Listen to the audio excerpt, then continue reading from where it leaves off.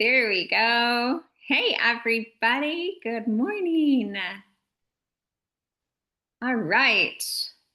We have a good turnout today for a live call. I know we always get a bunch of people that watch the recording, but it is fun to have you guys on here with us.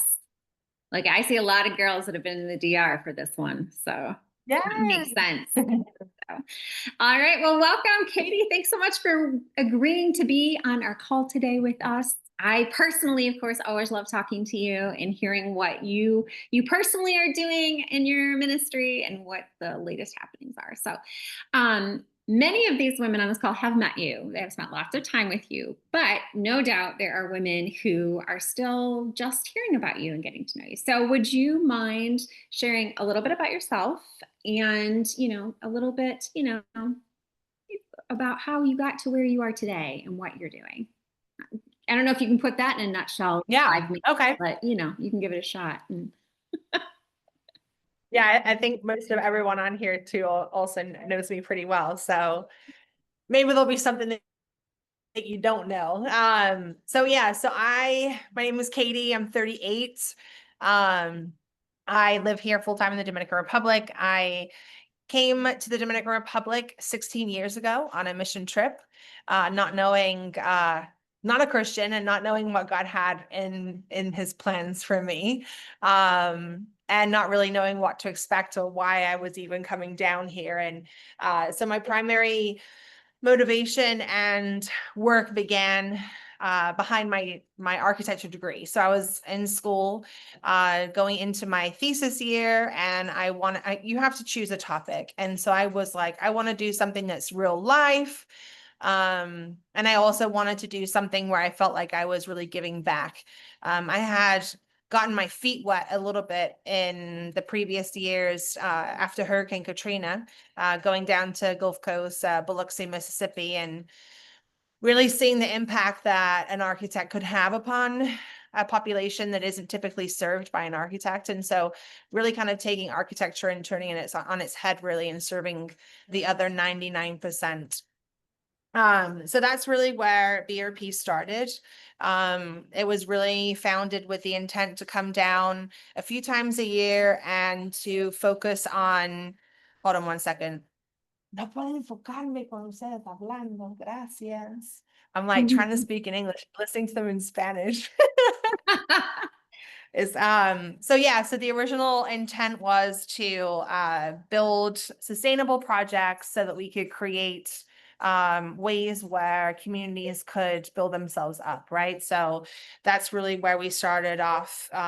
We went to SCAD, which was the school that I was had graduated from. And obviously at that school is a big art college. So you have, not only kids who are studying architecture, but also kids who are studying jewelry design and photography. And so the beautiful part about this is really kind of where we laid the foundation for who we are today, not really understanding or knowing at the time that's what we were doing. And so our jewelry literally comes from uh, college kids who were studying jewelry design coming down and wanting to teach women and girls how to make jewelry in the villages. We were building homes, modular style homes, so we could teach people, okay, you can, instead of spending your entire life building the family home and spending X amount of money, we can build a sustainable 2-story home within 5 days for $2,500. And so that's what we were really focusing on. It's kind of like the IKEA idea, right? Where you buy a piece of furniture and everything, you know how to do it. Because if you can, no matter if people have been educated or formally trained, or you can either read or write, if you can teach them how to do something that then you repeat over and over again, then they themselves can then implement it too. And so then you're having a much larger impact than just that 1 week venture trip here, which is typically, what mission trips, it's a 1 week of impact, but then how do you go beyond that 1 week of impact?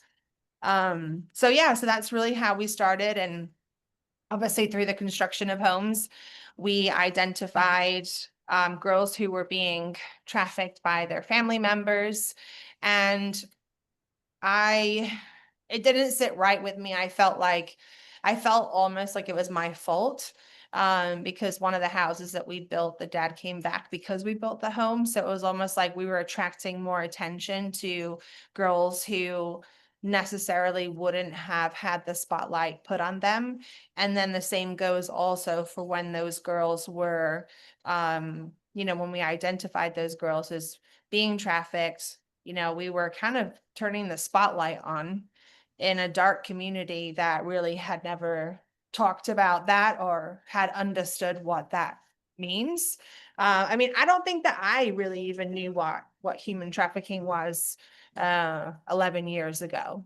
Um, I obviously we we know a lot now, the difference between prostitution and human trafficking. But back then, what I saw, because it had been so culturally accepted here and child marriage was legal, and it was just kind of the cultural norm that whenever you asked a question like, oh, why is that 14-year-old girl with that 78-year-old man? And they're like, oh, because she likes older men. And it's like, that's not normal. So, after obviously experiencing that and deciding that I did not want to continue the way that I had founded the organization, first of all, I had to educate myself on human trafficking so I could identify how I could target, how we could work as an organization and what was missing in the country, right? So the first thing I did apart from research was, you know, looking at what organizations existed in country, which at the time was International Justice Mission. How could they help me? Wasn't a lot, because they were so big that, going to them with a tiny case, was just kind of impossible for them. And then what needed to happen in order to be able to try and create impact. And so that's really where everything began. Probably, I would say, Ah, well, Eric and Rosario have been with me for 11 years.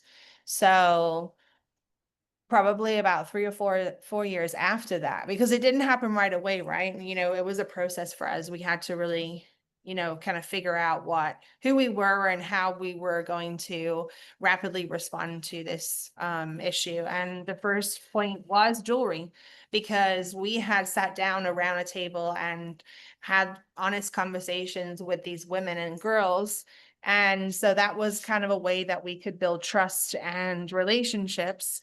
And then through that, now we were wanting to respond to what those women and girls were telling us. And so that's really where the program started to build. Nutrition program came first. It was our very first wholesale order with Faith Box. It was 12,000 bracelets. I remember it was a crazy order. We were just making bracelets. There was so many beads, like the dogs were eating the beads. It was just, those beads were like around forever after that order because they were all acai beads, all the, these guys.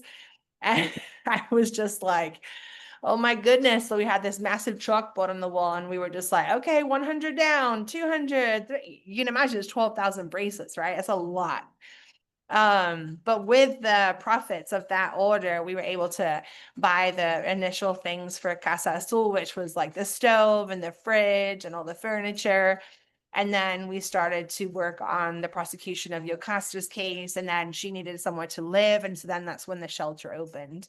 And then not long after that, Manuelita, who's here, was our very first minor. And so she came into our house, and yeah, it's just amazing to see when you look back and see like how everything's evolved. I mean, I was looking at a photo with Manuelita yesterday because she was looking through my pictures. I have like 30,000 photos on my phone. So like the girls, when they want to see picture themselves, I'm like, okay, you have to find yourself by your face because you can't scroll through 30,000 pictures. And there was a picture of her when right after she arrived with us. And it was just Erica, Rosario, Manuelita, and Yocasta, 4 girls. And that was 5 years ago. And now we have 20. And we served in total, just in the last 3 years, another 75. So it's just incredible to see, what started off as responding to a few girls in a tiny village now to how we're working nationwide, and obviously bigger things are coming, God willing. But yeah, so that's kind of the story. Yeah, no, that's awesome. Katie. Thank you. I know that to you it feels redundant, but even those of us who have heard it a dozen times really appreciate you sharing that. And there's always something a little new in there, as you said. So, I know. yeah. So much. Yeah. Well, you have a workroom full of girls who are willing to allow our women to meet them. And then I was thinking it would be fun if they shared kind of what their dreams are, because one of the cool things that I think happens at within Batey Girls because of Katie and her values is that they must continue their education. So once they are 18, they are allowed to start working in the workshop and earning money. Right now, Clarabelle is interning and she's here with us today too. I just texted Marie. I'm like, you better get on this call because you're gonna miss Clarabelle. But anyways, and so I thought maybe today would be a fun way for them to introduce themselves and then share kind of what they're working towards or what they're dreaming for. And then after that, I would love to hear Katie, like, any recent struggles from you. You always have an interesting story or two, that's for sure. And your vision for Casa Azul in the future, if you don't mind sharing some of that, because you and I have Yeah. talked about that. And then how we can help, Yeah. but yeah. I know it's gonna be cool. So we're actually doing an event next month that's gonna be it's funded by Free a Girl. Mhm. Free a Girl is an organization that was actually founded out of Amsterdam, so obviously red light district. Mhm. And they came here last year to visit us, and I always talk about dreams. And little did I know that they actually have what's called a dream fund where they give you a budget of minimum $75,000 to put on a dream event for the girls, and then they get to prepare a vision board and basically ask for a scholarship to help fund their dreams. So we're doing that in 2 weeks, less than 2 weeks. On the 15th, we go up and we're bringing together for the first time ever all of our ministries that are part of the coalition. So a lot of you who are monthly club members know this, like New Hope Girls in La Vega, Lily House in Juan Dolio. So there's going to be 33 survivors between the ages of 15 and 24. And we're going to be they're going to be presenting their dreams. So like I think Manuelita is asking for a motorcycle so she can get to school and get to her job and stuff. So the dream thing is like really about everything that we're talking about right now because they're doing prep work for their dreams. So I'll ask them to share a little bit about that too. Love it. Manuelita. We'll start with Manuelita. Ven. Siéntate. Hi, Hola. Manuela. Ellos quieren saber sus sueños por su futuro. O bueno, si tú quieres, bueno, tú tienes Manuelita, ¿cuántos años tú tienes? ¿Cuánto tiempo tú tienes en la fundación? Yo lo voy a traducir. Okay, I'll translate. Hola, mi nombre es Manuela, My name is Manuela. tengo 19 años I'm 19 years old, y voy a cumplir 6 años con Katy and she's gonna have 6 years with me. y estoy muy agradecida de estar en la fundación. She's super grateful to be in our organization. Y sus sueños. Uf. Yo Yo creo, estaba hablando como del evento, la próxima es como tú posible vas a pedir un motor, ¿no verdad? Entonces, pues habla de su futuro y las cosas que tú vas a pedir.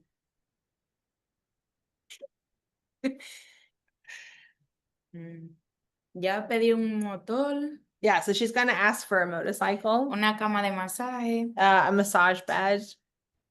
y, y lo necesario para Explícalo eso. ¿Qué es su carrera? ¿Qué tú quieres ser? Policía. policía. So she wants to be a police officer, but what we're doing is we're breaking down their dreams. So that's her long-term career goal. So how does she get there? And so she loves to she wants to be a masseuse and she wants to learn. So becoming a masseuse would allow her to earn an income. The jewelry obviously is kind of like is what we can provide for them, right? But we don't want to be like you're going to be a jewelry maker for the rest of your life. So doing massages in home for people would be a way that she could make an income too. So, yo estaba explicando la cosa del masaje, curso de masaje. ¿Y cuántos años falta en la escuela? dos. And so she's still got 2 years left of high school because she was so far behind. But she's Como doing quien great. dice uno, porque voy para quinto. Yeah. Para quinto. ¿Y los grados? Quinto. Bien. Yeah, her grades are really good. And she's doing really well. And she's also very involved with like painting, pintura. Uh-huh. Sí. ¿Qué más quiere compartir? Mm. Yeah. That's Manuelita. Let me see. Rosaura. Ven. ¿Y cómo que no? Ven. Ella no va a saber eso.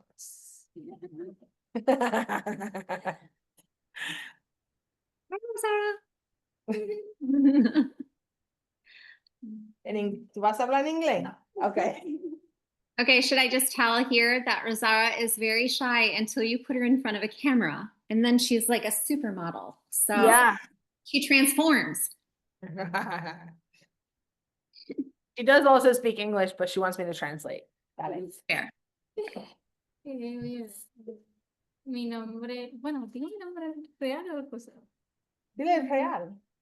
Mi nombre es Gloriani, pero mi apodo es Rosaura. So her real name is Loriani, but her nickname is Rosaura. Eh, ¿Cuántos años tiene? Tengo 22 años I'm 22 years old, y el próximo mes voy a cumplir 23. and next month she'll be turning 23. ¿Y qué estás estudiando? Estoy estudiando para ser maestra de matemáticas, She's studying to be a math teacher, pero en verdad lo que a mí me gusta es el turismo. but what she really wants to do is work in tourism. So sus sueños, ¿no? De Ujú. turismo. ¿Y qué te vas a pedir en el evento? Pues en el evento yo quiero pedir un escritorio para hacer clase. Okay. Un escritorio. Como una mesa. Sí, una impresora Oh, para poder imprimir So documentos. for her dream event, she's going to be asking for like a desk to work on at her home, a printer, Y a computer.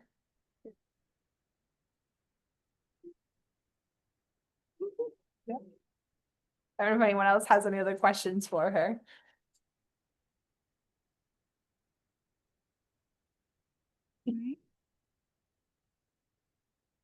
No, nothing. I was just kidding. All right. Wow. Thank you, Rosara. Appreciate it. Julie. Oh, sorry, Jenny, we were too slow. I have to pull up my. Tourism here is usually, it's not really a specific area, but it's to do with like hotels and tourism. So, y en el área de turismo, ¿en qué específico? An administration she wants to go into specifically.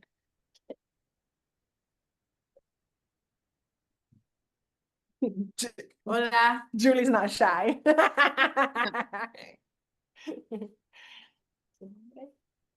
mi nombre es Yuleisi. Tengo 18 años. My name is Julacey. I'm 18 years old. Tengo una niña que se llama Sofía, I have a little baby called Sophia.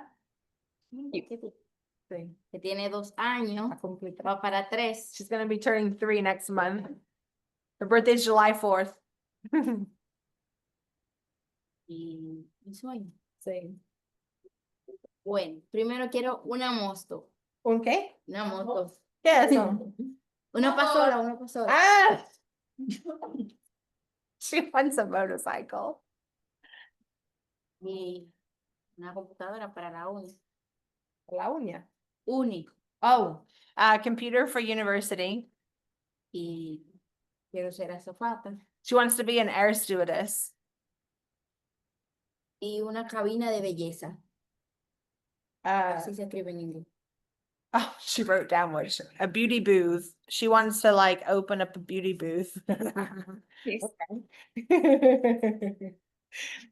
Yeah, gracias. So, many of you probably know that Julacey has had difficulty with her immigration status because she was born here in the Dominican Republic, but her mom is from Haiti.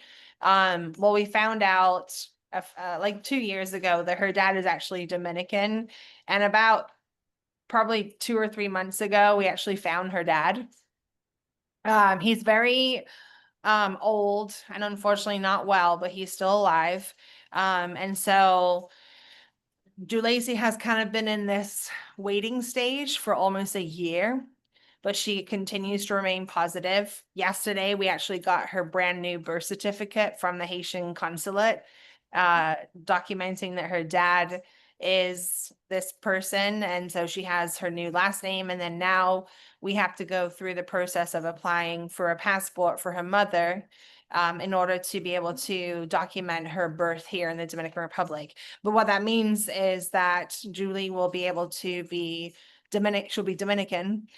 She'll be able to go and register her daughter. She'll be able to go to college, and Sophia will also have full rights for the rest of her life. So huge accomplishment. So yeah, super exciting. That's amazing. And that stuff is not easy. Like you are just so tenacious with these things.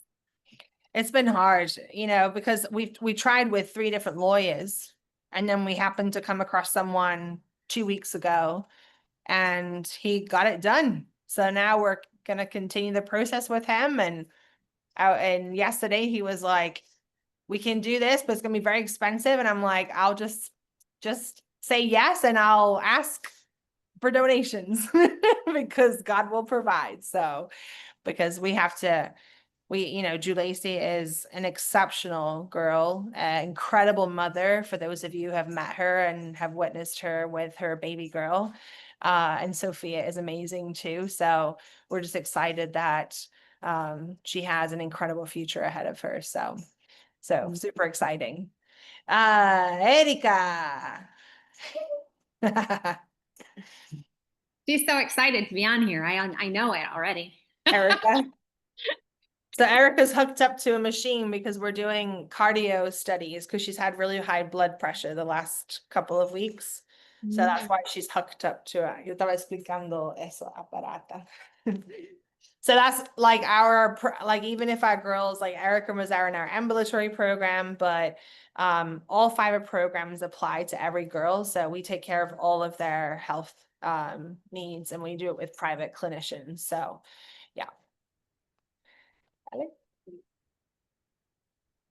Hola, mi nombre es Erika, tengo 24 años de edad. Hello, my name is Erica. I'm 24 years old. Soy estudiante de contabilidad. I'm studying accounting. Mi sueño es ser diseñadora de moda. She wants to be a fashion designer. That's a dream. Está planeando por el evento para pedir. Yo quiero una máquina industrial. Oh, so for the event that's coming up, she's going to request industrial sewing machine, Una computadora. a computer, Una tablet. a tablet. Y un maniquí de eso de Oh, a mannequin so that she can like design clothes in her house. Yeah. Amazing. Any questions for Erica? O voy a ver si alguien tiene pregunta. Yeah, I did pull up the chat now. I realized I was missing stuff before. I'm sorry. Yeah. Yeah, so Erica's our oldest girl. Tú eres la más vieja ahora en la fundación. But she doesn't look like it.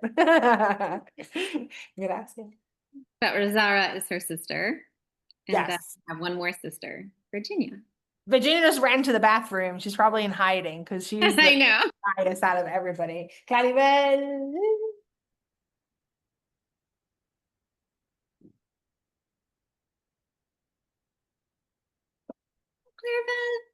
Claribel.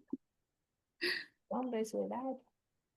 Hola, mi nombre es Claribel, tengo 17 años, Hi, my name is Claribel. I'm 17 years old. tengo 2 años en la fundación, I've been in the BRP for 2 years. estoy en sexto, me falta 1 año para terminar la escuela. So she's she'll be going into her last year of high school this year. Y mi sueño es ser cirujana pediátrica. So she wants to be a pediatric surgeon. That's her dream. ¿Y qué tú vas a hacer en el evento? ¿Qué te va a pedir? Una computadora. So in the dream project, she's going to be asking for a computer. Una mesa de manicure. So she loves to do like nails and beauty. So she wants to learn how to do nails, and she's going to be asking for that too. So she can help make that can be like a side job for her too. Los otros materiales son muchos, pero ya. Yeah. Gracias. Y Virginia. Virginia! But we'll wait till she comes out the bathroom. So do you want, Está escondido. She walks out and then walks back in the bathroom. Vamos, Virginia. Virginia is like TikTok, like she does these things on TikTok and she's like, but then in person, in TikTok tú estás bien, tú no tienes vergüenza, pero aquí sí, ven. that might make you want to join TikTok? I don't know. Hola. Hola, Virginia. Tu nombre, su edad. Ay, Dios.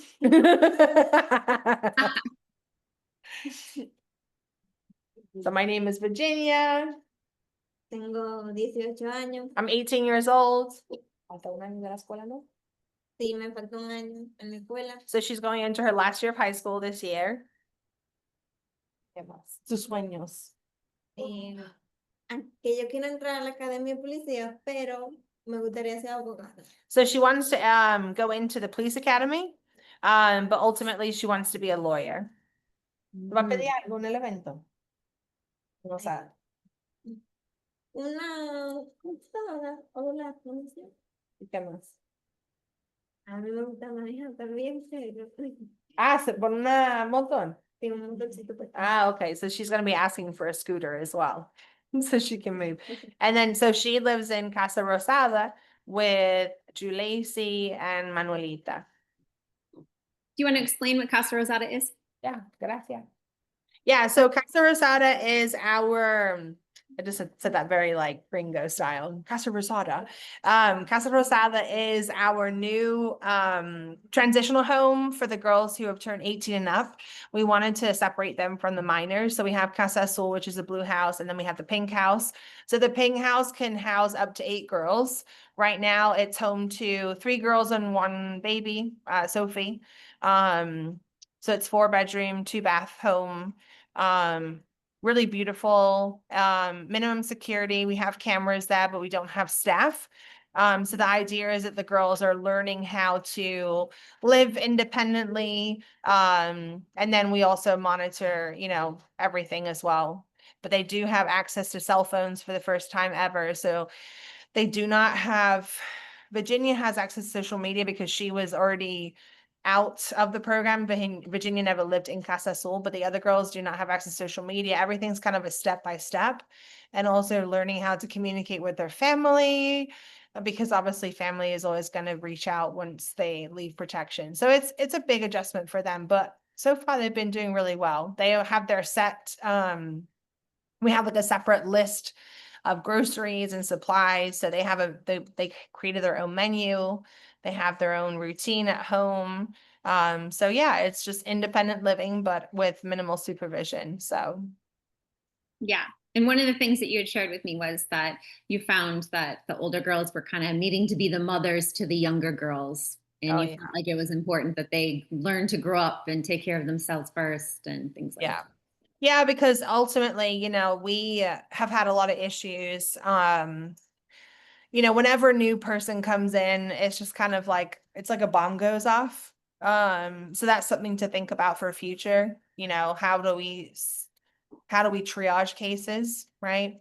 But also, we didn't want to put extra responsibility on our girls because they were always reporting things that were happening, and that shouldn't be done by them. It should be done by our staff. And so there was a huge adjustment when those girls moved, and it wasn't an adjustment for them. It was an adjustment for the blue house, because for the first time ever, like the tias, the house aunts really had to do their job because they didn't have, eyes of trustworthy girls. Oh, Marie, you jumped on. Claribel, María está aquí para tu saluda.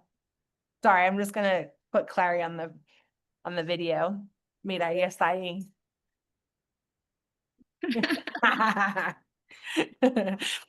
I knew if Marie knew that Clarabelle was on, she would come on. Yeah.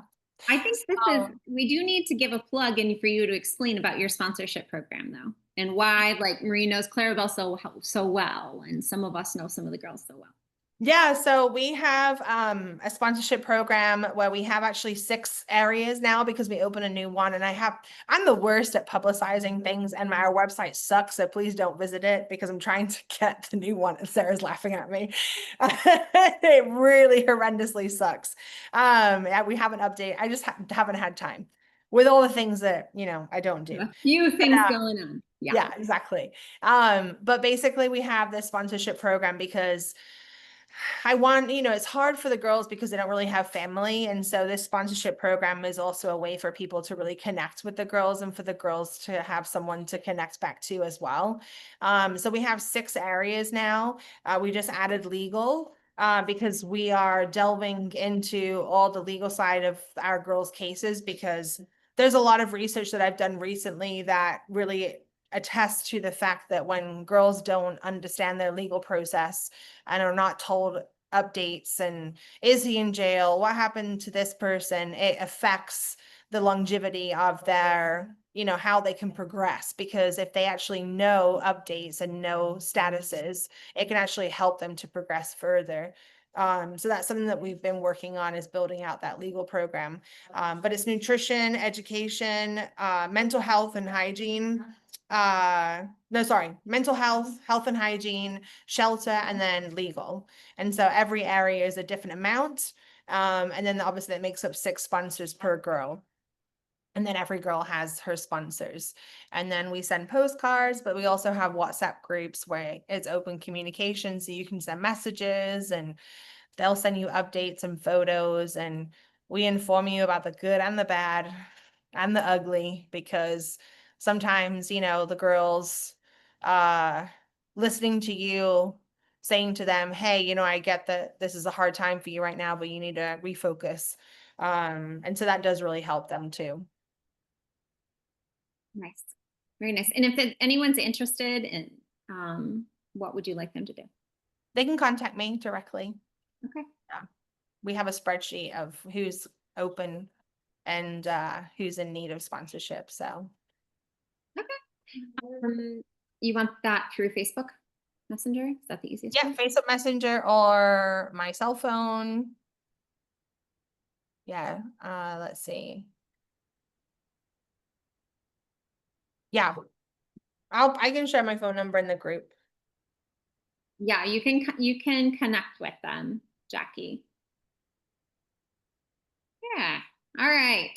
So that is really cool. I love that you do that and you make it so personal. So it's very sweet. All right, Katie. So what is your vision for the future? I know you have a big vision for the trauma center, triage center, and trauma center in San Domingo. Yeah. And you're pulling in a lot of local officials and wealthy entrepreneurs and from the DR even to help you be a part of that. And at some point you'll get to the point where, everyone will need to become a part of that. Yeah. Do you want to share your vision for Casa Azul as well? Yeah. So obviously, as we grow, there's a need for us to grow here. We used to own the property where we were, and we ultimately just stepped away from that because when we purchased that property, it was with another intention. It was our intention to kind of work with adult women on, the retail side. And so it was prime location on the Malecon front at the beach and everything. So now obviously we're working very differently, where the minors need to have kind of a space where no one knows we're there. Because even though we have a great location right now, it still is a huge issue for us. So the dream for us here locally is obviously to buy land and to build something bigger, and also to build multiple spaces where girls can transition through. Obviously, the triage center comes into conversation because that's something that we're working on as a team. that would be done in Santo Domingo. So we would be triaging cases from all over the country through one centralized station. So victims wouldn't be placed within like 20, they would never be placed like they're being done right now, right? Which is super traumatic for them. They get told lies just to get in a vehicle. They don't get the medical treatment, the correct evidence doesn't get taken. Like we just no, Shillandine doesn't know this, but we just got word last week that the man who assaulted her was jailed, but they couldn't prosecute him on sex. They could only prosecute him on what's the word? Like seduction charges, not on actual sexual abuse, because when she arrived to us, she was 36 weeks pregnant. And so they didn't do the tests or do anything right away. And by the time they contacted us to do it, she was 39 weeks pregnant and we couldn't move her because she was like unstable. And so because they didn't have that evidence and they also did not do her interviews initially, they said that there wasn't enough evidence to convict him. So that's kind of stuff should never happen. And so the triage center is a way that we can make sure that every single case is going through a specific protocol and all of the steps are being taken. And then not only that, we're preparing these girls then to transition to long-term care. And a lot of girls don't need to be in long-term care. Maybe they do have a family member, but Children's Services never really does that social work either. And so that's why the system is so bogged down, because it's completely full of kids that, you know, and also parents like, well, she's a bad girl and she doesn't listen. It's like, well, that's your responsibility as a parent to teach her. It's not Children's Services responsibility to take on that child.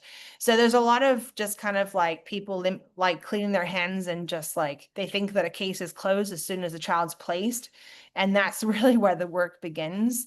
So the idea behind this triage center is to create new systematic change.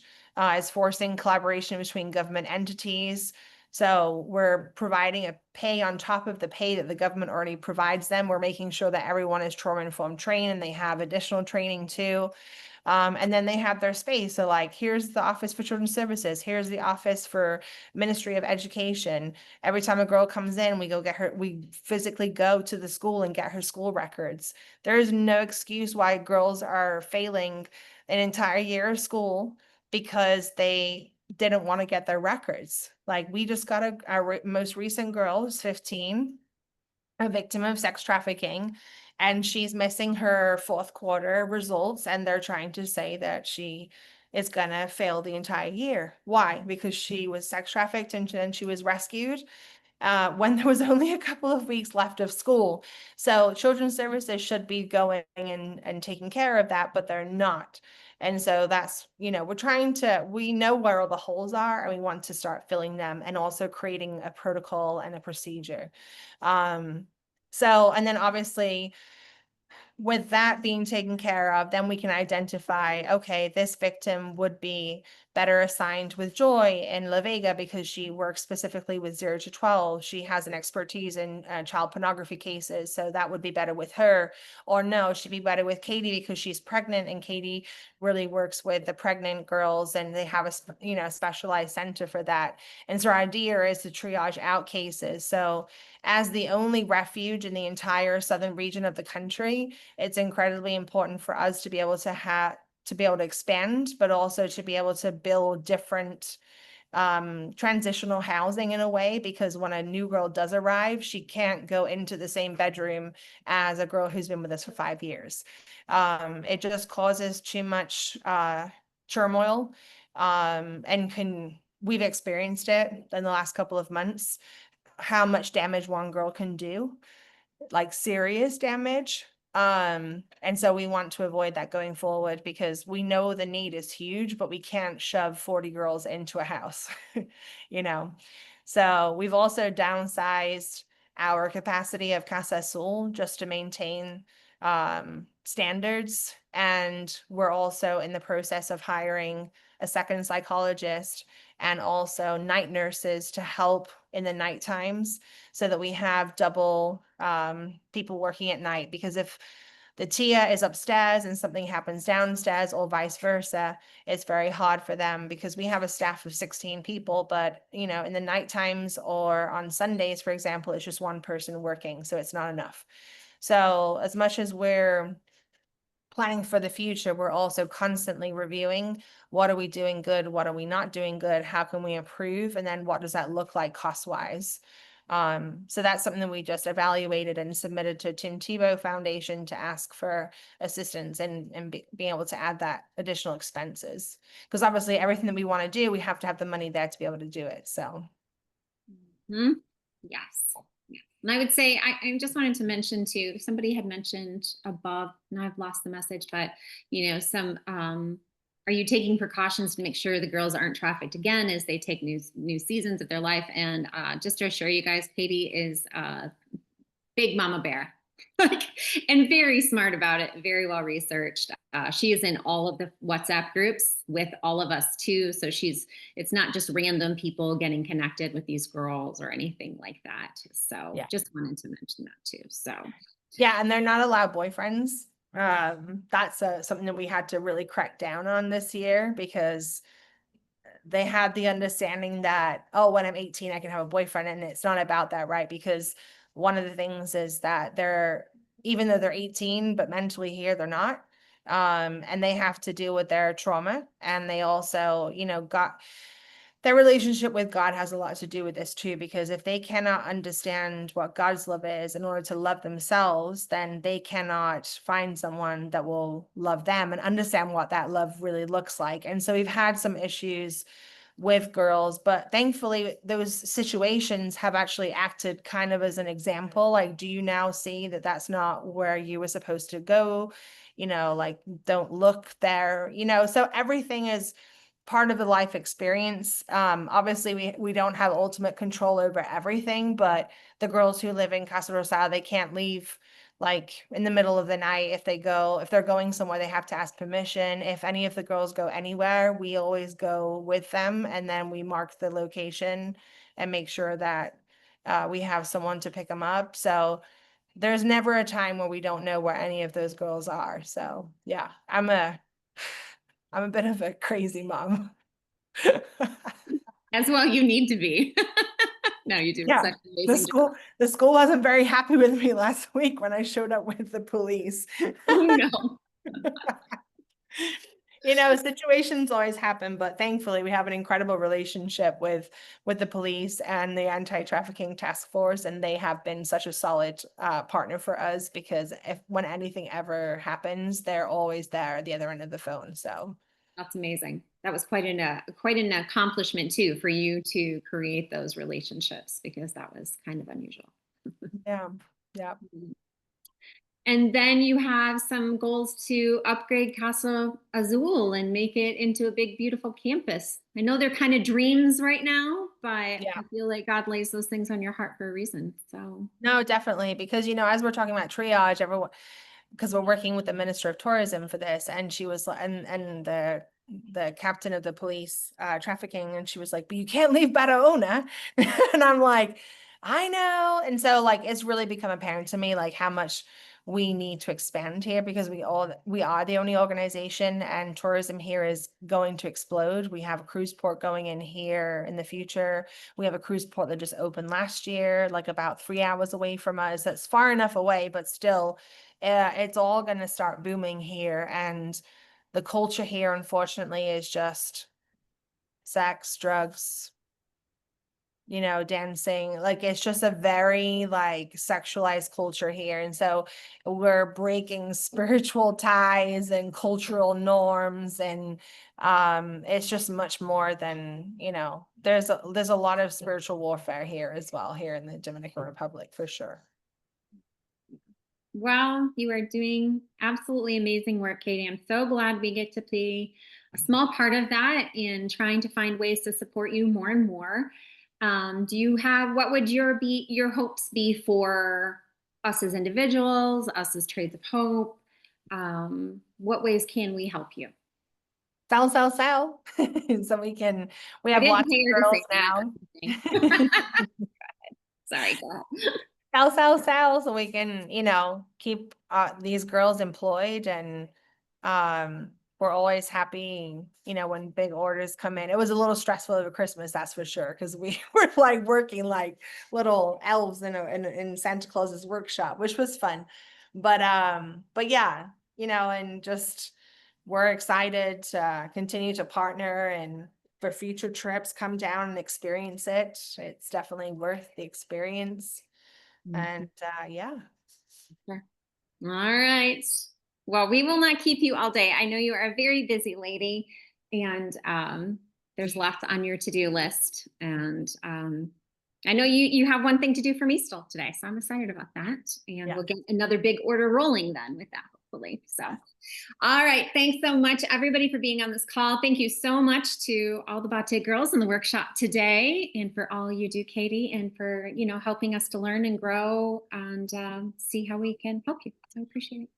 Sounds good. All right. We'll talk to you soon. Thank you. Bye.